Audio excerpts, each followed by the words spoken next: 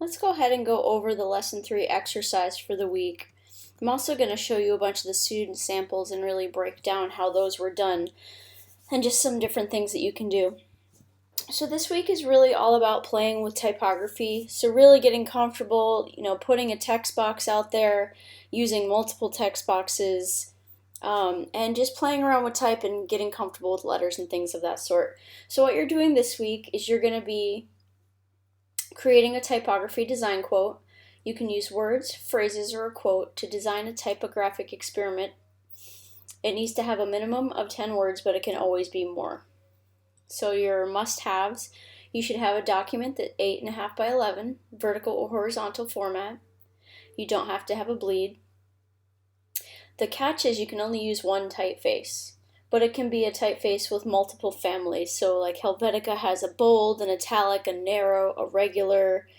So you want to give yourself a variety that you can use with one font, but you can't use multiple typefaces. So you can't use maybe a downloaded font called Curls and another bad looking typeface called Papyrus. You want to try to stick with one typeface and use just different varieties of that typeface. There can be no images in this, so only type or vector shapes and colors. Lastly, you're going to give me the InDesign package and submit a PDF with that. When you submit your package, it should give you the PDF as well. And it gives you a little bit of a great breakdown at the bottom. So this is our first design project. This one will cost much more than technical points, so you can see the breakdown there. So let's look at some of the samples. This PDF, if you guys haven't been checking the student examples, they'll always be along with the assignments unless it's a brand new assignment. So let's talk about a couple of things that they did here. So this is one typeface, and the typeface has varieties in it. So it has a bold, it has a regular version, and it has an outline version. So this student chose to use the When Life Gives You Lemons, Find the Other Fruit, and Make Punch. So she really tried to play with a lot of things here. The positive and negative space. So instead of just leaving it kind of naked on the outside and white, she used lines and InDesign of color. And then she, with the pen tool, made just kind of like these shapes that were the same color as her type to kind of give it some variety. And then she played with her type using lemons being that large high contrast word and making some of the smaller type not as important by being smaller.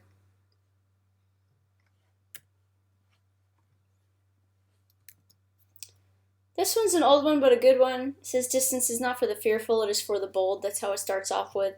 So she chose to just keep it really simple, a nice black background, and just really play with the positive and negative space. And I always encourage you guys, if you're really starting out in design, try to limit your colors. Don't have more than 3 or 4 colors in your layout. Sometimes it works, but often it'll look too busy. So this is a classic example of just a couple of colors done really well.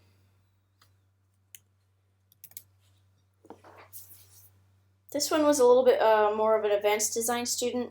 So they took the typeface and they broke it apart. And then they brought the points out in Adobe Illustrator. So they broke apart this D and then brought the points out here. And then they did something called an inner shadow on the inside of the letters. So that's a little bit more advanced technique. So if you're a little bit more advanced in design. This one they used Helvetica. You can see they used a variety of techniques. They built it says all I really need to know I learned in kindergarten. And then the top right has all the rules on it. So again, they limited themselves to just a few colors.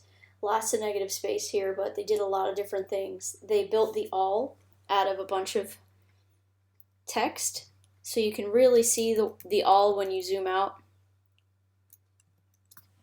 And then really played with this layout and had a lot of fun with it.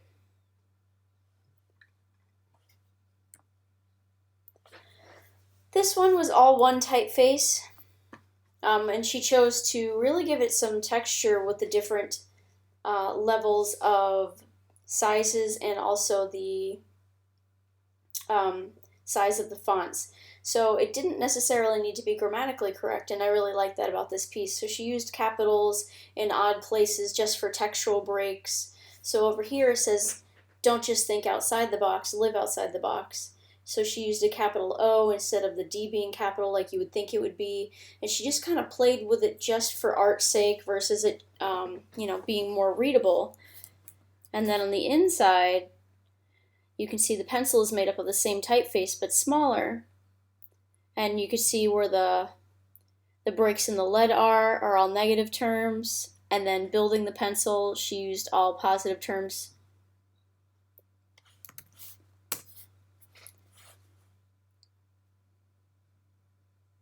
This one is pretty neat. I like the concrete poetry idea. So building a shape out of words.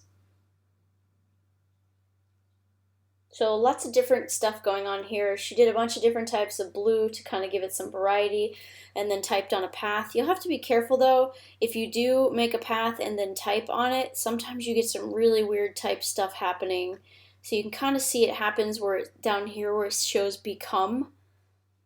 See how the E and the C really separate weird? You might have to hand space that out just using your space bar or making parts of it smaller, but sometimes that'll happen when you're using type on a path.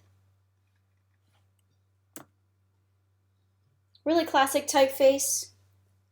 Some days I feel like an idiot, but the name of the font is Dido. So they grayed out the D to kind of play off the idea, and then instead of it just being naked in the background, she ended up doing just a bunch of different variations of the question marks that come in the font.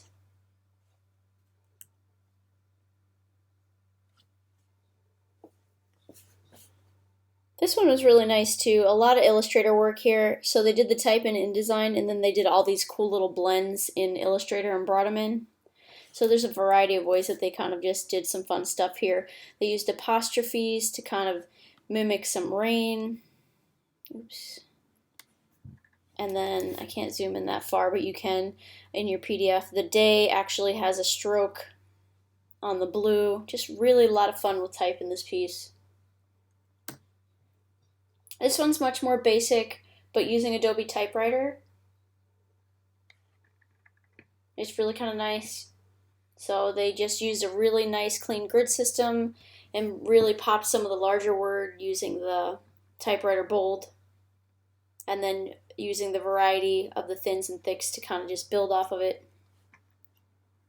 So a lot of different styles you can kind of choose from, and those are some of the things to kind of think about while you guys are designing your pieces.